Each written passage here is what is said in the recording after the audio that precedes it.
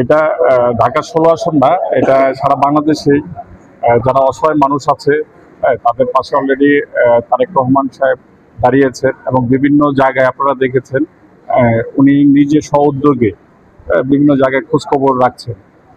আজকে এখানে অর্থাৎ এই পল্লবী 16 আসনে যে অনুষ্ঠানটা হলো হিজলা জনগোষ্ঠীদের নিয়ে, এরা আসলে পিছিয়ে পড়া একটি জনগোষ্ঠী, বাট এরা ওই দেশের নাগরিক, তাদেরও ভোট আছে, তাদেরও ভোট দেওয়ার অধিকার রাখে, তারা কখনো এইভাবে সম্মানিত হতে পারেনি।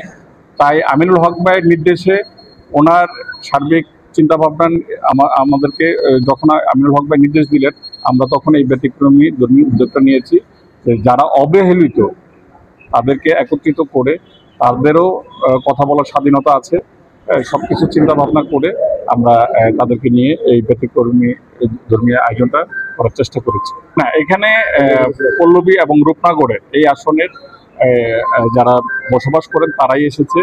আসলে একজাক্টলি কতজন এসেছে এটা তো কাউন্ট করা হয়নি, এটা আপনারা হয়তো ভালো বলতে পারবেন, তবে হয়তো বা 250-300 এরকম হতে পারে।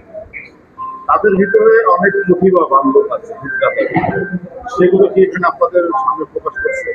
হ্যাঁ, এখানে অনেকেই উচ্চশিক্ষিত লোক আছে। অলরেডি আপনারা শুনেছেন একজন জয়ী ফাউন্ডেশন নামে একটি সংস্থা পরিচালনা করছে, তার নাম হলো রাকি। রাকির একজন প্রতিনিধি এসেছে, সেও মাস্টার ডিগ্রি পাস করা, সঞ্জিদা। এখানে কিন্তু আপনারা দেখবেন যে ইতিমধ্যে হিজলা জনগোষ্ঠীর মধ্যে অনেকেই উচ্চশিক্ষায় শিক্ষিত হচ্ছে। আগামীতে আমার মনে হয় এই জনগোষ্ঠীকে কোনো একটা ভালো কাজে লাগানো উচিত, কারণ উনি এমন একটি মানুষ, উনি যাকে কথা দেন সেই কথাটা তিনি সর্বোচ্চভাবে রাখার এবং করার জন্য চেষ্টা করেন। ইতিমধ্যে আপনারা দেখেছেন উনি বিভিন্ন জায়গায় বিভিন্নভাবে বিভিন্ন জনকে প্রতিশ্রুতি দিয়েছে এবং সেই প্রতিশ্রুতি অলরেডি সে পূরণ করেছে। তো এই জনগোষ্ঠীকেও আজকে যেহেতু ওয়াদাবদ্ধ হয়েছেন, এবং অবাঙালি ভাই যারা আছে তাদেরকেও সেই একই সমস্যা নিয়ে আছে, তাদের বিরুদ্ধে তাদের পক্ষেও যেহেতু উনি ওয়াদাবদ্ধ হয়েছেন, উনি প্রতিটা কাজ ইনশাল্লাহ উনি করবেন। হ্যাঁ, আমরা অলরেডি আমাদের বিএনপি সহ অঙ্গ সংগঠন, বিশেষ করে স্বেচ্ছাসেবক দল, প্রতিটা ওয়ার্ডে আমরা এক একটি ওয়ার্ডে 8টি-9টি করে টিম করেছি, বিভিন্ন এলাকায় যাচ্ছি, এলাকা ভিত্তিক সবার কাছে যাচ্ছি, সবাই হাসি মুখে আমাদেরকে সানন্দে গ্রহণ করছে এবং আমরা প্রত্যেকের কাছে লিফলেট বিতরণ করছি এবং ব্যাপক সাড়া পাচ্ছি। ইনশাল্লাহ আগামীতে আমিনুল হক ভাই ঢাকা 16 আসনে বিপুল ভোটে ধানের শীষে জয়যুক্ত হবে। কিছু করার চেষ্টা করি, তো সেই চিন্তা থেকে আমি এবং আমার সদস্য সচিব এবং আমাদের সাথে যে কমিটির যুগ্ম আহ্বায়ক এবং সদস্যবৃন্দ আছে, আমরা বসে সিদ্ধান্ত নিলাম যে আমরা ব্যতিক্রম কিছু একটা করব। সে ব্যতিক্রম কিছু করার মধ্য থেকেই চিন্তা আসলো যে আমাদের সমাজে সবচেয়ে অবহেলিত এবং পিছিয়ে পড়া জনগোষ্ঠী কারা।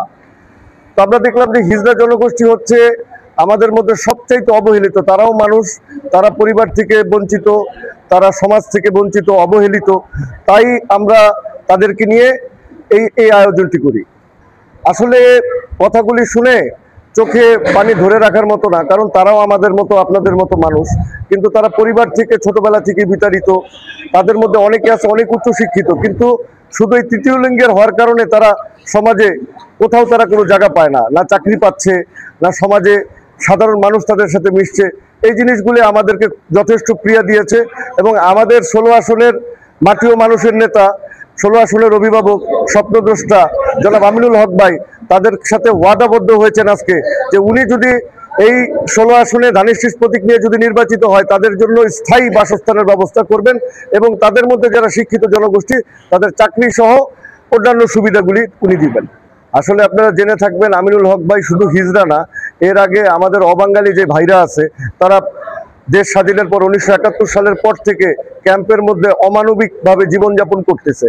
তাদের সাথে বিভিন্ন ক্যাম্পে গিয়ে আমিনুল ভাই তাদের সাথে মত বিনিময় করেছেন এবং উনি প্রত্যেকটা ক্যাম্পে সশরীরে নিজে গিয়ে তাদের দুঃখ দুর্দশাগুলি উনি নিজে দেখেছেন এবং প্রত্যেকটা শ্রেণীর মানুষ, যেমন বললেন আপনি নদী ভাঙা মানুষ, হ্যাঁ, এরকম অনেক জনগোষ্ঠী আছে আমাদের এখানে যারা কিনা অবহেলিত, তাদের জন্যই আমিনুল হক ভাই বিশেষ করে চিন্তা করতেছেন কিভাবে তাদের জীবনযাত্রার মান উন্নয়ন করা যায়, সেই লক্ষ্যে উনি কাজ করে যাচ্ছেন। আপনাদের হিজলা গোষ্ঠীর আজকেরই এমন একটি আয়োজন করাতে নিজেকে কেমন?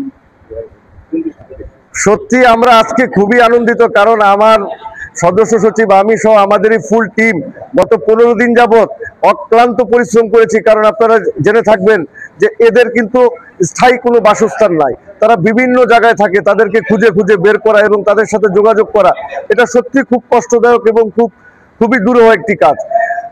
আলহামদুলিল্লাহ, আল্লাহর রহমতে আমরা এটা সফলভাবে সম্পূর্ণ করতে পেরেছি। তাই আমি এবং আমার ফুল টিম আমরা খুব আনন্দিত।